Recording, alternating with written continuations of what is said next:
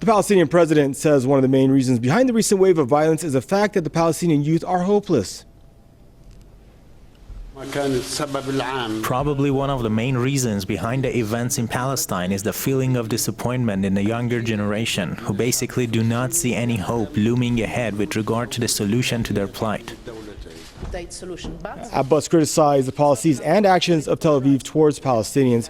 He said the killing of Palestinian people by armed settlers backed by the Israeli army is also worse than the situation in the occupied territories. The Palestinian president warned that the situation is extremely serious and may even deteriorate further. Abbas made the remarks during a press conference with the EU Foreign Policy Chief Federica Mogherini in the Belgian capital, Brussels, seeking help from the bloc to de-escalate the current tensions with Israel. And the occupied Palestinian territories could soon plunge into a fresh spate of unrest as Israel is mulling yet over another controversial move. Now, Tel Aviv set to deprive tens of thousands of Palestinians of their residency rights in the East Jerusalem, Al-Quds, and the occupied West Bank. The Prime Minister Benjamin Netanyahu has ordered that the residency rights of at least 80,000 Palestinians living in a number of neighborhoods on the other side of the separation wall be canceled. Now, a third of the Palestinians living in East Al-Quds, namely up to 100,000 people, live outside the barrier. Israel claims the motions aimed at stopping violence exercised by Palestinians. The Palestinian officials have denounced the move as ethnic cleansing, saying it will deprive Palestinians of their basic rights. The United States has also criticized Tel Aviv's plan, saying the move would certainly be of concern to Washington. And political analyst Max Egan's told Press TV that he believes that Israel is in fact seeking to trigger a Palestinian uprising by adopting harsh measures such as the revocation of the residency rights. They expect an uprising. They're pushing towards an uprising so then they can cry victim and say, oh my God, we're being attacked by Palestinians. This is what they do. They do not want peace. Everything that they do demonstrates that they don't want peace. They will not give the Palestinians even the basic fundamentals of life at all, not even allow them homes to live in. I mean, this should be a clear indication to people that they don't want peace. And it's a human rights violation. You know, why aren't we seeing sanctions against Israel for this? Of course, all this has happened since the UN raised the Palestinian flag. You know, so of course, when that happened, Bibi Netanyahu said we can expect to see the Palestinians attack us more now because you've given them recognition like this. It's going to embolden them. And of course, he's now pushing them into the point where they have no choice but to perhaps launch a third intifada. And they're really, really pushing for them to do so. Now we've got Reza Golzada standing by from our sports desk to tell us what's coming up later in the bulletin in world sports. Reza, what do you have for us? That's right. Well, Daniel, Iranian Paralympic athletes have bagged more medals at the IPC Athletics World Championships currently underway in the Qatari capital Doha. I'll be back with all the details. Don't go anywhere.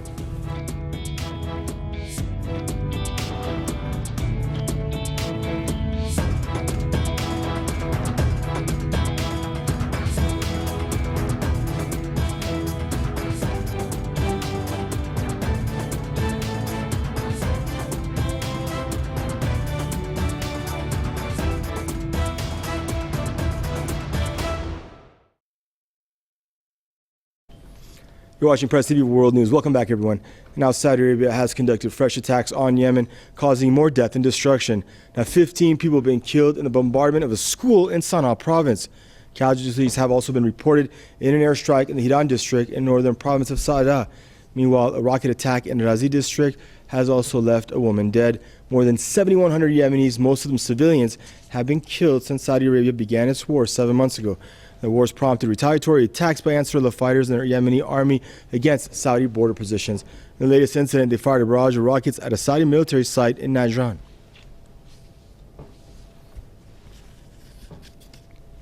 A Saudi prince and 4 others have been detained in Beirut in one of the largest ever drug busts in Lebanon. Prince Abdul Mohsen bin Walid bin Abdulaziz and the others were arrested in Beirut's international airport while attempting to smuggle about 2 tons of Captagon pills and some cocaine out of the country. Security sources say the drugs were packed into cases waiting to be loaded onto a private plane heading to Saudi Arabia.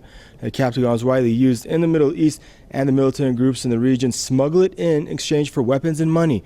Local media reports suggest that Riyadh's pushing to release the prince through certain political channels and parties in Lebanon.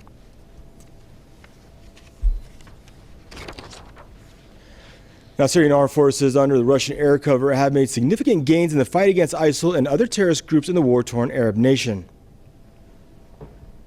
The military operations of our armed forces against terrorist groups have utilized heavy aerial bombardments.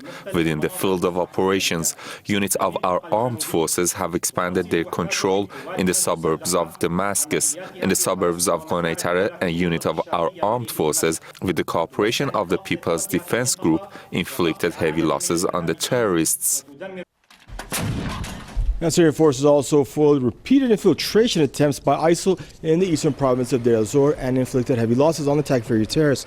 Army and National Defense Forces have been engaged in fierce clashes against the Jaish al-Fat and the Arar al-Sham terrorists in Hama province for days now.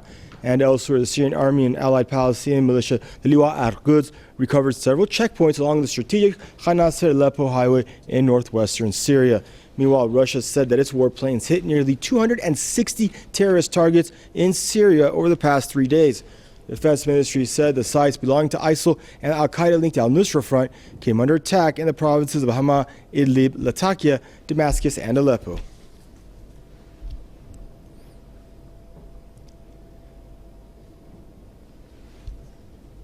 The Deputy Commander of Iran's Islamic Revolution Guards Corps said the international security of Iran is intertwined with that of Syria. Brigadier General Hossein Salami added that Iran's military advisors are currently active in Syria because if Tehran doesn't protect Damascus in this conflict, it'll have to engage elsewhere. Salami also noted that an international coalition consisted of the U.S. and its European and regional allies, including Saudi Arabia, is helping the terrorists carry out a destructive plan in Syria, which is a key resistance hub against Zionists. Syria has been gripped by a bloody foreign-backed militancy since March of 2011. More than 250,000 people have been killed in the conflict so far.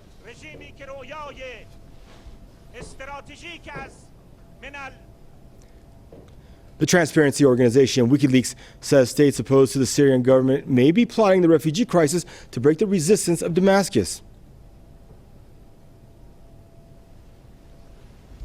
Occasionally, opponents of a country would engage in a strategic depopulation, which is to decrease the fighting capacity of a government. As Assange says, the strategic depopulation is the cause of the current refugee crisis. WikiLeaks chief added that such a policy has been previously applied in the Iraq War. Now, he speculated that the welcoming of asylum seekers by Germany and Turkey is likely aimed at weakening the Syrian government. Assange further blamed the West's destabilizing policies in the Middle East for the ongoing refugee crisis in Europe. He also criticized Washington for staying away from the problem, saying it's a disgrace for the White House to refuse to take in Syrian refugees. Assange revealed that the U.S. had been plotting to overthrow the Syrian government since 2006.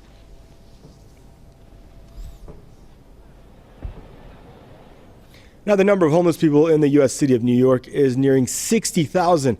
Based on a new report, over 40% of the people without shelter are children. The stagnant wages, evictions, and a lack of affordable housing has been mentioned as the cause of the problem. Now, causes of the problem, Now, aid organizations are warning that the number of homeless people could even rise further as the cold season is approaching. Rents have escalated in New York in recent years. Now, between 2002 and 2011, nearly 40% of affordable apartments were lost.